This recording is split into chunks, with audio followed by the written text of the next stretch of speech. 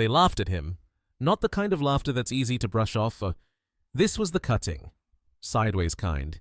John Parker stood alone at the county courthouse, clutching a stack of adoption papers in his trembling hands, while whispers slithered across the marble halls like smoke. 2 black boys. What's he thinking? Mark my words, he'll regret it. Their words weren't whispered softly enough. They were meant to sting, to bruise, to warn him back into his place. But John didn't flinch. He adjusted his worn denim jacket, squared his shoulders, and signed his name at the bottom of the form. He wasn't rescuing those boys. He wasn't saving them. He was choosing them just as fiercely, just as unconditionally as any father would. And in that moment, as the final signature dried, John Parker unknowingly set a spark that would one day burn away every last ounce of their doubt. The drive home that evening was slower than usual, the truck's tires crunching over the gravel road like a heartbeat he couldn't steady. John Parker stared out at the endless rows of wheat fields, the sky bleeding into a deep violet as night swallowed the horizon. In the passenger seat, the adoption packet rested on top of a leather-bound Bible, 2 promises he wasn't entirely sure he was worthy of keeping. The house looked smaller somehow when he pulled into the driveway. Maybe it was the loneliness pressing heavier against the walls. Maybe it was the sudden knowledge that everything was about to change. Inside, the rooms were cold and unwelcoming. His late wife's photo smiled from the mantel, Melanie. With her wild auburn hair and eyes that always looked like they knew a secret. If we can't have our own, maybe we're meant to find someone who needs us more. She'd once said. On a rainy evening when dreams of children still danced in their heads, he remembered thinking, back then, that fate would make it obvious when the time came. It wasn't obvious. It was terrifying. The next morning, the world seemed to tilt against him. Calls from old friends went unanswered. At the hardware store, familiar faces offered stiff nods, their eyes sliding past him like he didn't exist. At the diner, the one he and Melanie had practically carved their names into over 1,000 Sunday breakfasts, a waitress hesitated before taking his order, her smile brittle, forced. It wasn't the boys they resented, it was what he represented, a crack in their tidy, uniform world. You're making a mistake. John! His sister's voice rasped through the telephone line that night. They're not. It's not going to be easy. You have no idea what you're signing up for. John stared out the kitchen window at the empty swing set he'd built years ago, still rusting in the backyard. I'm not signing up for easy, he said, his voice low. I'm signing up for family. The line went dead. The days leading up to meeting the boys blurred together, a cocktail of fear, anticipation, and something sharper, defiance. He bought 2 sets of twin beds, matching comforters stitched with race cars and rockets. He cleared out his woodworking tools from the spare room and painted the walls a soft blue. Ignoring the clerk's curious glances at the checkout counter, at night, he sat at the kitchen table, tracing the signatures on the adoption documents with his fingertip, as if willing them to become real.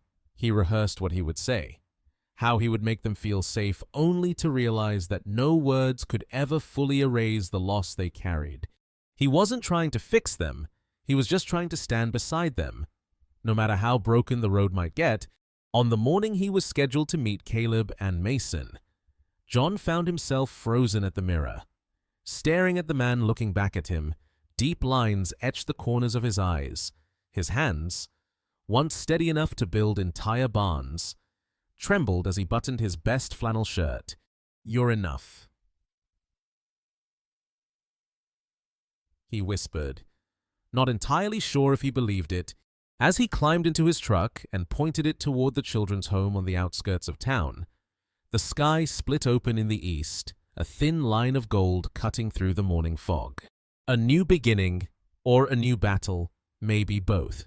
But John Parker gripped the wheel tighter, jaw set, heart thundering, knowing one truth clearer than anything else. He wasn't turning back. The first few days felt almost normal. Almost. Caleb and Mason were quiet, their small bodies tense, their eyes flickering around John's home like visitors in a museum they weren't sure they were allowed to touch. John gave them space. He cooked simple dinners, left nightlights glowing softly in the hallway, and kept the TV volume low during their first awkward movie nights. But beyond the four walls of their new home, the world had already started whispering. It began at the grocery store. John pushed a cart through the narrow aisles, Mason perched on the front seat, Caleb trailing a step behind. As John reached for a box of cereal, the colorful kind Mason had quietly pointed at, he noticed a woman he recognized from church whisper into her husband's ear. They both turned away sharply when John met their gaze. At checkout, the cashier, a woman who had once chatted with John about his woodworking projects, barely looked at him. "That'll be $52, she said flatly, her eyes sliding over the boys like they weren't even there. At Sunday service, the discomfort was sharper.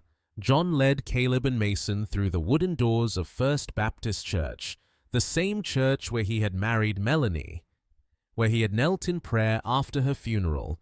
But now, the congregation's familiar warmth had evaporated. Eyes followed them down the aisle. Smiles stiffened into grimaces. A few families shifted further down the pews as they passed. John sat straight-backed, feeling every stare dig into his skin like needles. Mason fidgeted beside him, his small hand creeping to John's arm for comfort. Caleb stared ahead, stone-faced. When the final hymn ended, John turned to greet a neighbor, only to see them quickly busy themselves with their coat, avoiding eye contact. The boys noticed. Even if they didn't say a word, kids always noticed. It didn't take long for the passive aggression to sharpen. The hardware store, where John had bought lumber and nails for years without a second thought, suddenly didn't carry the paint he needed for the boys' bedroom. "We're out!" "The clerk said curtly, not bothering to check the stockroom. At the diner, the place where John and Melanie had built half their memories, the booths mysteriously filled up every Saturday morning when John walked in with Caleb and Mason. A reservations-only sign materialized overnight. Though John had never once needed one before, at school, Caleb came home one afternoon with a rip in his backpack and a bruise blooming on his forearm. "I fell." "Okay, Del," he mumbled, eyes darting away. John didn't push, but that night, he sat awake long after the boys had gone to bed, the anger simmering low and steady beneath his ribs. Not at Caleb, not at Mason, at a town too small to stretch its heart wide enough to fit two more souls inside. One afternoon, as John hammered a new railing onto the front porch, a group of teenagers coasted by on their bikes. One slowed just enough to spit on the gravel driveway. Should have left them where they belong. "And," he sneered before pedaling off, laughter trailing behind him like smoke. John froze, his hands tightening around the hammer. His first instinct, the old instinct, was to shout, to chase, to demand respect. But then he caught sight of Caleb and Mason watching from the window, wide-eyed and silent. He swallowed the rage like a bitter stone. Not today, not ever in front of them. Instead, he straightened, wiped his hands on his jeans, and picked the hammer back up. "Build, don't break." That was his new mantra. Still, it wore on them all. Mason, usually so full of questions and energy, grew quiet at school. Clinging to John's side at pickup time, Caleb's walls, already high, seemed to thicken with each cold glance and muttered word they endured.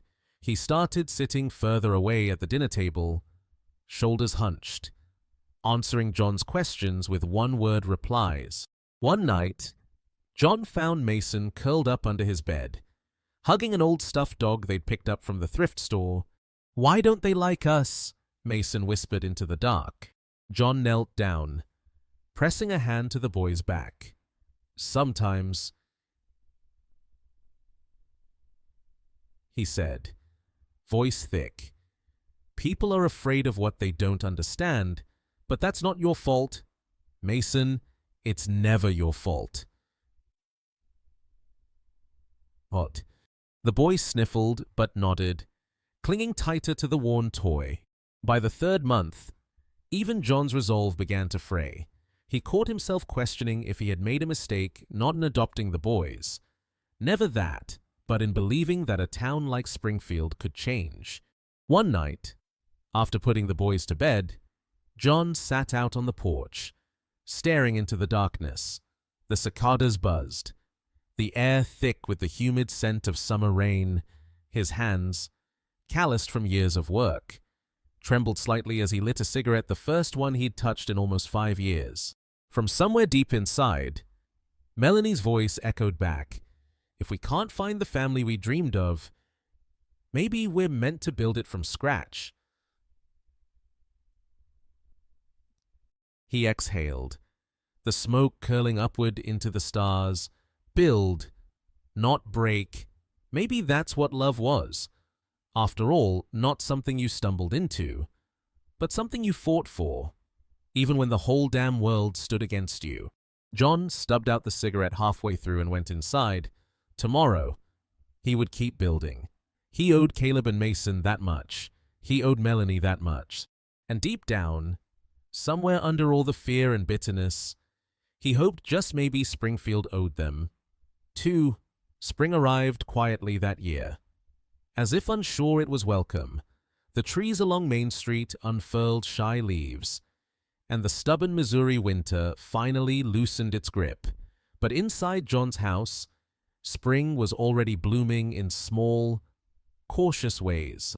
Mason was the first to crack the surface. It started when John found him sprawled across the living room floor, sketching furiously with a set of crayons. The boy didn't notice John standing in the doorway at first, too focused on his paper. When he finally looked up, there was a flicker of fear in his eyes, as if he expected to be scolded for daring to leave a mark on the world. Instead, John crouched beside him. "What are you making?" Mason hesitated, then turned the drawing around. 2 stick figures, one tall, one small, stood under a crooked house.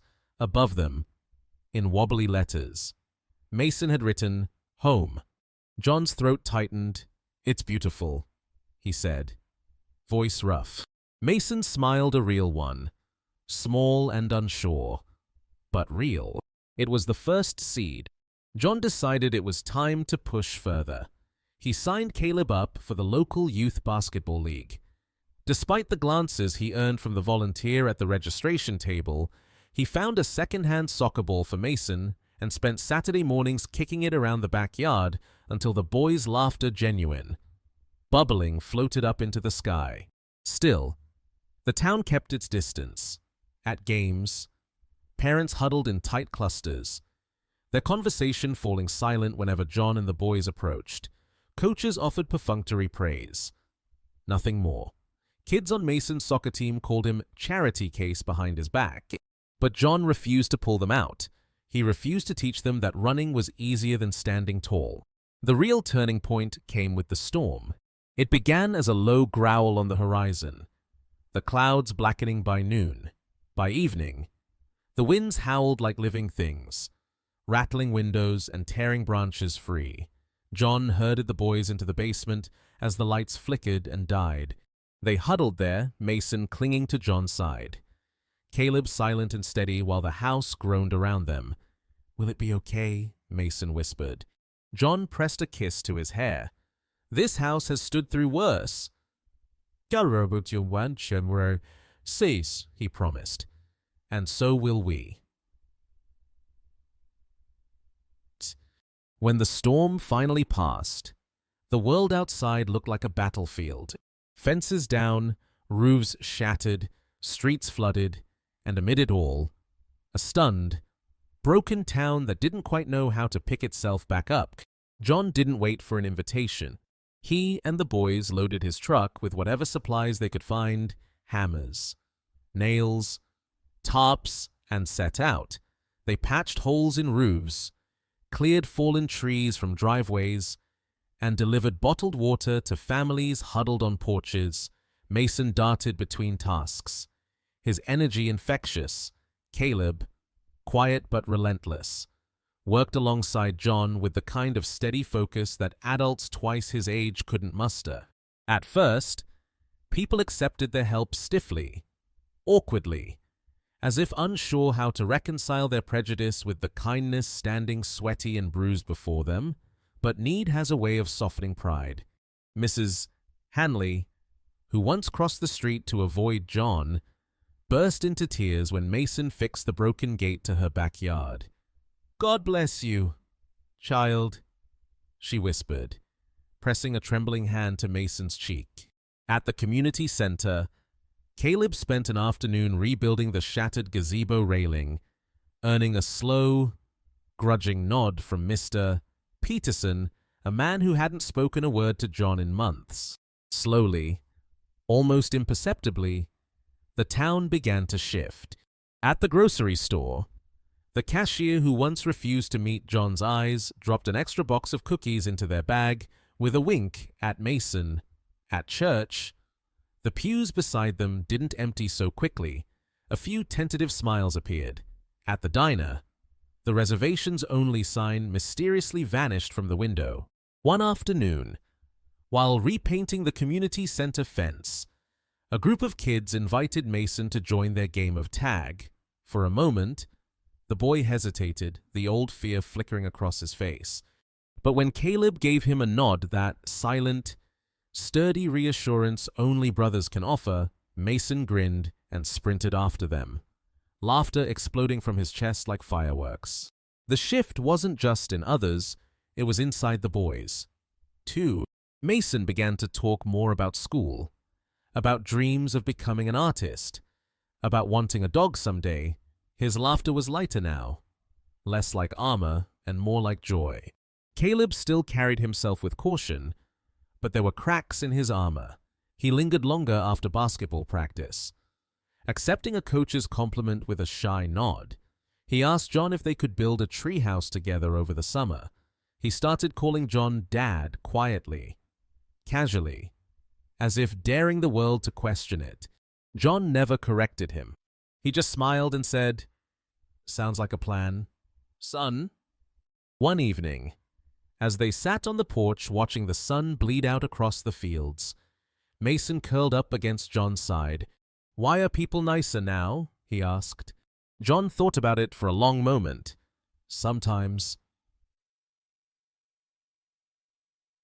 he said slowly, "people need to see something real before they believe it's possible." Caleb, sitting on the porch rail, tossed a pebble into the grass. "They're starting to see it." Outside us, John reached over, ruffling Caleb's hair, feeling a deep, aching gratitude he couldn't have put into words if he tried. It wasn't over, not by a long shot, but the seeds had been planted, and against all odds, they were starting to grow. The Spring Festival was always a big deal in Springfield. It was the kind of event that closed Main Street for a whole weekend. Food trucks, pie contests, bouncy houses, local bands playing off-key covers of country songs. For most families, it was tradition. For John and the boys, it was their first time attending. He almost hadn't signed them up. Part of him still expected the cold shoulders, the whispered judgments, but Mason had begged, eyes shining, when he saw the flyers taped up at the grocery store, and when Caleb quietly asked if he could enter the basketball shootout competition. John realized this was no longer about fear, it was about belonging. They deserved to be part of this town, whether the town liked it or not. The morning of the festival dawned bright and golden. Mason bounced with excitement as they set up folding chairs near the art booth. His painting, a piece he'd spent weeks working on, was propped carefully on a display easel, a vibrant, heartfelt image of a family standing hand in hand under a sprawling oak tree. The words, "Home is chosen," painted in careful block letters beneath it. Caleb, meanwhile, tugged his basketball jersey over his head, nerves making him quieter than usual. "You'll be great," John told him, clapping a hand on his shoulder.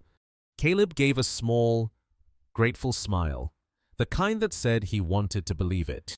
As the festival picked up speed, John noticed the shift.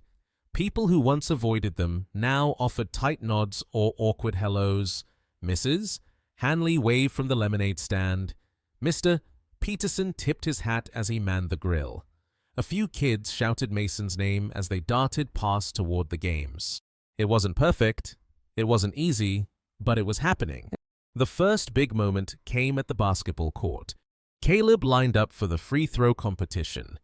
Sneakers scuffing against the painted concrete. Parents clustered along the sidelines, some whispering, some watching with folded arms.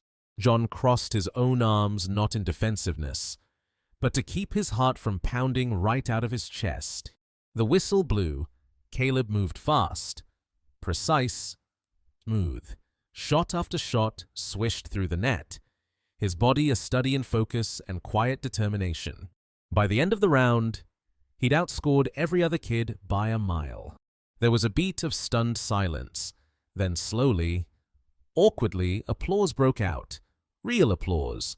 One of the other dads, a man who had once turned his back on John at the hardware store, clapped Caleb on the back.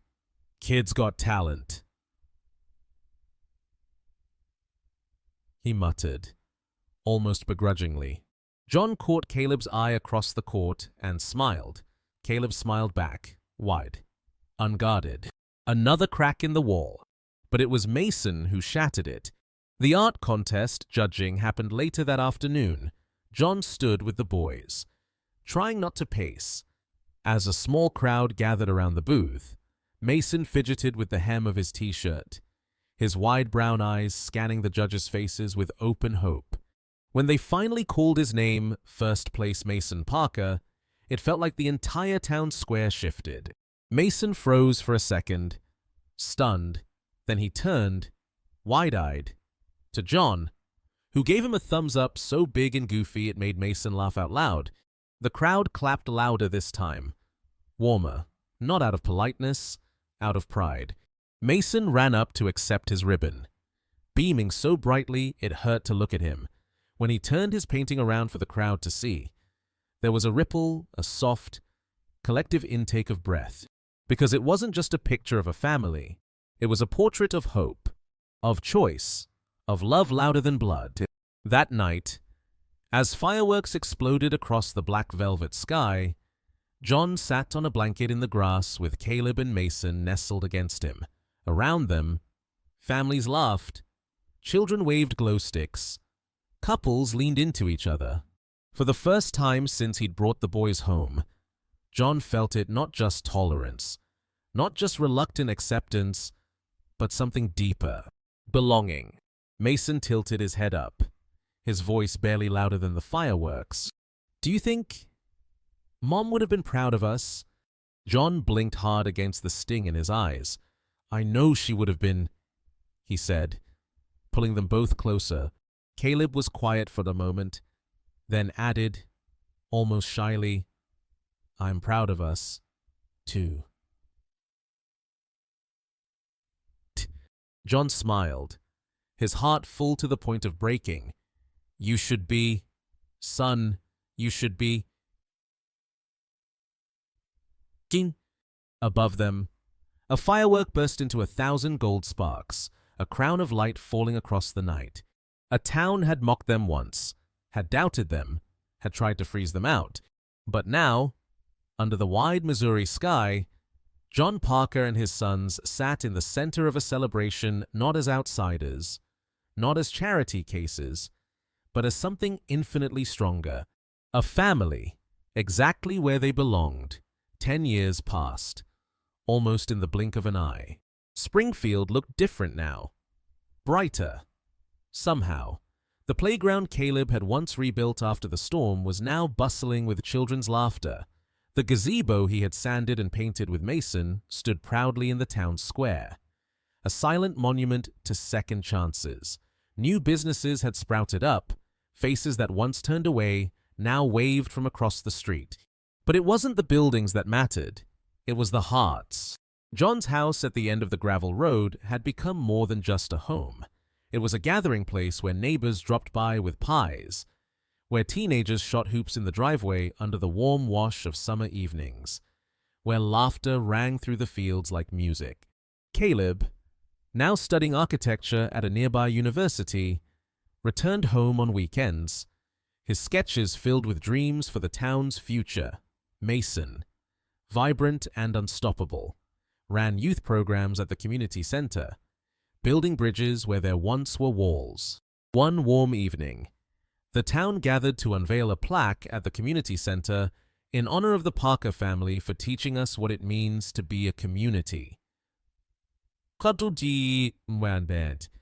As John stood at the back of the crowd, arms crossed, watching his sons beam with quiet pride, he felt it settle deep into his chest.